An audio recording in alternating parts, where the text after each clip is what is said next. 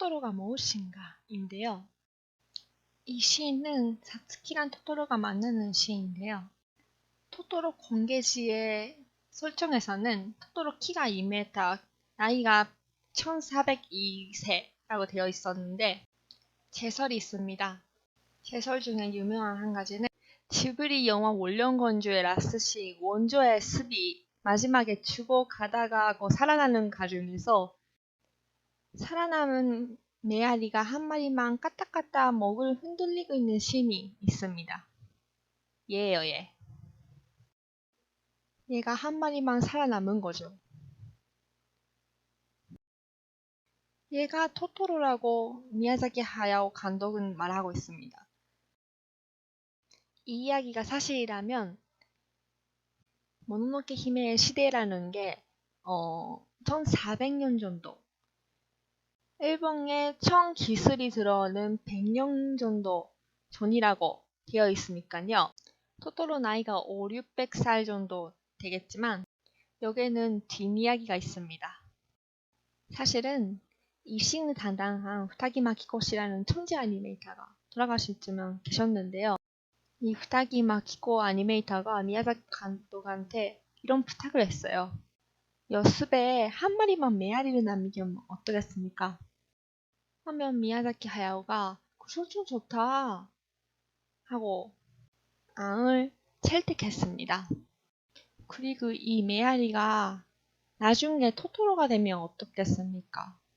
원령건주라는 이야기의 애니메이터로서 창작하였지만 왜 인간은 마지막에 이렇게 해버리냐는 마음으로 너무 억울합니다. 마지막에 희망이라도 갖고 싶으니까 이 메아리를 토토로라고 해버리면 어떻겠습니까? 라고 미키씨가 제안하고 하야오가 크고 좋다고 받아들인 겁니다. 그러니 공식적으로는 토토로는 1402세라고 써있고, 근데 사실은 이 원령건주에 나오는 메아리가 설정된 모습이 토토로라고 다른 데에서는 많이 써있습니다. 근데 진짜 사실은 토토로는 더욱더 나이가 많아요. 미야자키 감독의 인터뷰에서는 3000년 넘게 살아있다고 써있습니다. 이것은 공식 설정이나 뒷이야기랑 비교해도 오래 살아있다는 말이에요. 지브리가 공식적으로 출판한 지브리의 교과서라는 책 안에 지브리의 영화 프로듀서 스즈키 토시오가 이런 이야기를 남기고 있습니다. 하야오는 이런 생각을 하고 있었어요. 옛날에 이 세상에는 많은 토토로족이 있었어요. 그대들은 인간이랑 싸워서 멸망당했지만 그 가중에서 살아남은 자들이 여러 가지 시대에 등장합니다. 중세에는 원령들, 1600년 에도 시대에는 귀신으로, 그리고 지금은 토토로로. 토토로는 그런 역사를 가진 존재입니다. 그저 예쁘고 귀여운 샘물이 아니에요. 그런 무서움도 갖고 있습니다. 영화를 보는 사람들은 50년 전 일본에는 아름다운 자연이 있었는데 그 자연이 없어졌으니까 토토로도 없어졌다고 생각하는데요. 그게 아니고 옛날에 인간들이랑 싸워서 멸망당한 토토로족이라는 게 미야자키 하야오의 처음 플로트예요. 이 시인은 처음 메이랑 토토로가 만나는 시인데 이 시인에 신기한 것이 찍혀 있습니다. 여기에 토토로가 있고 여기 이거 무엇인가요? 토토로가 있는 곳에는 자연스러운 것밖에 거의 없는데 여기에 유일하게 도끼, 인간이 만든 도끼 같은 게 있습니다. 이게 사실은 조몬 도끼예요. 조몬 시대라는 거는 지금부터 13,000년 전부터 2000년 전까지 시대예요. 그때 사람들이 쓰고 있었던 도끼로 토토로가 쓰고 있습니다. 토토로는 도구 같은 건 안 쓰는데 왠지 이 조몬 사람들이 썼던 도끼는 쓰고 있습니다. 그리고 또 한 가지의 신기함. 이 시는 토토로랑 사츠키가 처음 만나는 시인데 토토로가 너무나도 자연스럽게 보기에는 너무 좀 심심하게 빠스점에 써 있습니다. 이게 왜냐면요. 토토로가 매일 이 빠스를 사용하기 때문입니다. 이게 사실은 고양이 버스가 전기버스고 매일 이 시간에 버스가 오는 거예요. 그래서 토토로가 심심해 보이는 거죠. 미야자기 감독이 토토로 연기시킬 때 맨날 매일매일 똑같은 버스를 기다리는 아저씨감 같은 걸 보여주기 위해서 이렇게 심심하게 보이게 그린 거예요. 그리고 이 버스점은 인간도 쓰는 버스점이라서 사츠키도 매일매일 이 버스를 타고 있습니다. 그래서 토토로랑 사츠키가 만나는 게 이게 처음이 아니에요. 근데 서로 아예 안 보이는 거죠. 토토로는 어른들에게는 안 보이는 존재이니까요. 이것은 미야자기 감독이 너무너무 신중하게 지지하고 있습니다. 토토로의 눈에 초점을 맞추지 마세요. 토토로랑 인간이 메이가 눈이 마주치면 안 됩니다. 아무것도 생각 안 하는 눈을 해주세요. 토토로가 무슨 생각을 하는지 인간이 알아보면 안 됩니다. 토토로는 사츠키에게 관심이 없어요. 여기서 좀 이야기가 바뀌는데요. 내가 옛날부터 하는 무서운 이야기가 하나 있는데 뭐 그렇게 너무 무서운 건 아니고요. 제가 어렸을 때 보한 신변 프로그램에 그 어떤 신변 사진을 기도하는 사람한테 갖다서 그 사람이 이 사진에는 뭐 무슨 귀신이 찍혔다, 이 사진에는 뭐 어떤 귀신이 찍혔다 하고 보는데 딱 한 장만, 어떤 사진 한 장만 딱 보니 사진을 눕혔어요. 여기에는 내가 보면 안 되는 것 찍혀 있습니다. 이건 누구도 보면 안 됩니다. 근처에 있는 절에 갖다 주세요. 아무도 보시면 안 됩니다. 그렇게 보면 안 되는 것이 무엇이라고 물어봤더니 그 기도하는 사람이 어렵게 이것은 신이에요. 라고 이야기하는 거죠. 이 이야기 제가 좀 좋아하는 이야기인데 일본의 신토의 신이랑 세어 쪽인 신이랑 차이예요, 이게. 세어 쪽에서는 신이라는 게 만약에 보이면 그것은 기적 같은 것인데 일본의 신토, 그 신토 되기 전에 우리 일본 사람들이 생각했던 신이라는 것은 절대 보이면 안 되는 것이고 만약에 보이면 존중하게 모셔야 되는 존재예요. 일본 시골에 가면 그 근처에 사는 사람들이 산 올라갈 때 절대 안 들어가는 곳이 있어요. 그곳에 들어가면 좀 무서움을 느끼는 그런 것이죠. 그런 것에는 원시린이 있고 사람들이 안 들어가니까 산길 같은 것도 없어요. 사람들이 파워스포트를 가면 기분이 좋아진다고 그런 얘기를 하는데 일본 파워스포트는 기분이 안 좋아지고 그 근처에 사는 사람조차 안 가고 거기에 들어가면 무서움을 타는 그런 곳이에요. 그리고 토토로는 그런 곳에 사는 존재예요.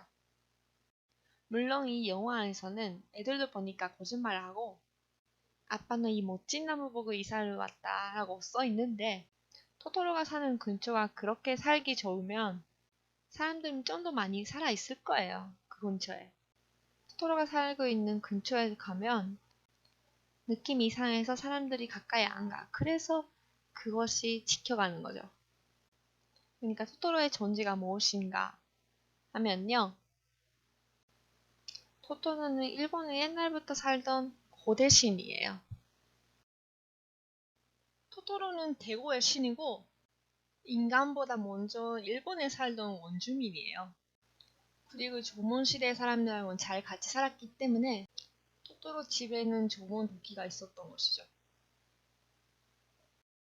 조몬도끼의 모양까지 잘 보이게 이렇게 그려놨습니다. 그리고 이게 분위기 있는 시인인데 토토로가 주머니 같은 것에서 포도랑 펭귄을 꺼내서 돌리고 타는 신이 있는데 타서 날아가는 신이 있죠. 근데 이 펭귄도 하늘 날기 위한 도구가 아니에요, 사실은. 이 펭귄은요, 에도 시대에 토토로가 같이 놀던 남자애한테 받은 거라는 설정이라 합니다. 에도 시대는 1600년 정도 사무라이가 살던 시대예요. 미야자기 감독의 인터뷰에서 토토로는 조문 시대의 사람들한테 조문도끼 만들기를 배우고 에도 시대에 같이 놀던 남자애를 흉내서 펭기 돌리기를 하고 있는 거예요. 토토로는 3000년 넘게 살아있으니까 펭기 돌리기는 아까뱅이랑 마찬가지예요. 그리고 사츠키한테 받은 이 우산도 그저 놀이기구 뿐이에요. 토토로한테는 실제 연도는 상관이 없고 그저 악기 같은 놀이기구랍니다. 많은 사람들이 펭기를 날기 위한 도구라고 오해하고 있는데요. 실은 토토로는 혼자서 날 수 있습니다. 그저 펭기를 돌리고 그 위에 타면 재밌으니까 그렇게 나는 거예요. 자, 여기까지 토토로의 성격이나 설정 같은 걸 정리하면 토토로는 3000년 이상 전부터 일본에 살던 신이고 젊은 시대의 사람들과는 같이 살아갈 수 있었지만 나중에 시대의 사람들랑 싸워서 멸망당하고 이 영화에 나오는 토토로는 마지막 생존자의 하나예요. 허명 왜 멸입되었는지 여길 봐주세요. 이것은 2만 년 전 일본이에요. 아직 섬이 아니고 대입가 붙어 있었습니다. 그리고 이때 일본은 지금 일본과 비교해서 면적이 많이 넓어요. 이렇게 넓은 일본 반도라서 커다란 화렵수 나무가 살아갈 수 있었습니다. 이렇게 커다란 도치가 있어가지고 관대한 숲이 유지가 가능했었습니다. 그리고 관대한 숲이 있었으니 원령건주에 나오는 큰 개신 같은 샘물이 살아갈 수 있었던 거죠. 원령건주에 나오는 멧돼지가 이런 얘기를 하고 있었죠. 우리 곤족은 지금은 이야기도 못하고 몸도 작아졌다. 신의 일족들은 인간들랑 직접 싸워서 멸망당한 게 아니에요. 왜 멸망됐냐면 다음은 이걸 봐주세요. 이것은 지금과 그 시대의 평균 기온의 차이예요. 1만 년 전에는 지금과 비교해서 평균 기온이 5도 낮았는데 조문 시대에 들어갈 때에는 그때와 비교해서 8도 정도 올라갔어요. 8도 올라가면 어떤 게 벌어지냐면 물론 얼음도 녹지만 물이 많이 팽창합니다. 바다가 자체가 팽창하는 거죠. 이것 때문에 해수면이 단지 100m 올랐답니다. 이것 때문에 일본이 많이 잠수됐어요. 지금과 비교해서도 많이 잠수되어 있었습니다. 이것 때문에 신이 살던 숲이 잠수되었고 살아가기가 어려워지는 거죠. 그리고 또 한 가지, 키카이 칼데라라고 혹시 들어보신 적이 있습니까? 일본 규슈에 있는 화산인데 지금도 위험하다는 이야기가 있는데요. 그때 7300년 전 키카이 칼데라에 데프펄이 있었습니다. 그때 시절에 데프펄이 다음에 있으면 인간이 멸망되지 않느냐라는 정도의 데프펄이 있었는데요. 이것 때문에 조문시대 초기의 문화는 다 없어졌다는 정도예요. 원령건주에 나오는 멧돼지들이 서쪽에서 와서 몸이 점점 작아지는 이유가 이 키카이 칼데라의 데프펄 때문이에요. 데프펄 덕분에 규슈에서 더 이상 살아가지 없게 되었고 동쪽으로 이동하는 동시에 기온이 올라가지고 대립과 일본 사이에 바닷가가 생기고 남쪽에서는 따뜻한 헬스가 들어오고 북쪽에서 차가운 헬스가 들어와서 일본에는 많은 눈이 내려오게 됩니다. 그 덕분에 일본에서 밥을 만들 수 있게 됩니다. 그렇게 되면 그 거대한 숲이 나무가 벌재되어서 그 대신 논밭이 되어가는 거죠. 그리고 인구가 증가되어서 이 결과 거대 신들은 인간에 멸망당한 거예요. 이것이 토토로의 조상의 이야기예요. 그러니까 토토로족은 일본의 원주민이고 그 당시에 해수면 상승 때문에 살아갈 수 있는 거대한 숲을 잃어서 근데 이 당시에 살던 마지막 젊은 사람들은 토토로족과 같이 잘 살아가고 있었어요. 왜냐면 젊은 사람들도 농업은 하고 있었지만 규모가 아주 작았어요. 근데 나중에 들어온 야요이 사람들은 대규모 농업을 해가지고 대고의 습을 싹 다 잘라가고 농업을 하기 위한 논밭을 만들어가는 거죠. 산에는 대고의 나무가 아닌 사람들이 쓰기 좋은 나무를 씌워간 거죠. 그러니까 우리가 시골 가서 느끼는 자연은 실은 그것이 진짜 자연이 아닌 것이죠. 그리고 고대 신들은 인간이 만드는 그런 자연 속에서는 살아갈 수 없습니다. 이것 때문에 점점 몸이 작아지고 말도 못하게 되는 거죠. 이것이 바로 이 영화에 나오는 토토로 자체예요. 토토로는 키가 2m밖에 없고 말할 수 없습니다. 이것이 바로 원령건주에서 그 멧돼지가 말하던 우리 건족은 이제 끝났다. 우리는 몸이 점점 작아지고 말하는 지손도 없어지겠지. 이것이 바로 토토로예요. 그 대신 토토로는 인간들랑 같이 살기 위해 도토리를 먹게 되었고 사람들이 사는 근처의 숲에서 조용히 살고 있는 것이죠. 마지막에 다시 프로듀서 스즈키 토시오의 인터뷰를 읽어볼게요. 토토로 영화를 만들 당시에는 미야자키 감독은 이렇게 생각하고 있었습니다. 옛날 이 세상에는 많은 토토로족이 있었으나 그대들은 인간이랑 싸워서 멸망당하고 살아남은 것이 많은 시대에 등장한다. 주세에는 원룡으로, 에도 시대에는 유령이고, 그리고 지금은 토토로로. 토토로는 그런 역사를 갖고 있는 존재예요. 그저 예쁘기만 하는 삶이가 아니라 두려움도 갖고 있습니다. 이런 설정의 이야기를 미야자키는 어린이 위한 애니메이션을 만들었습니다.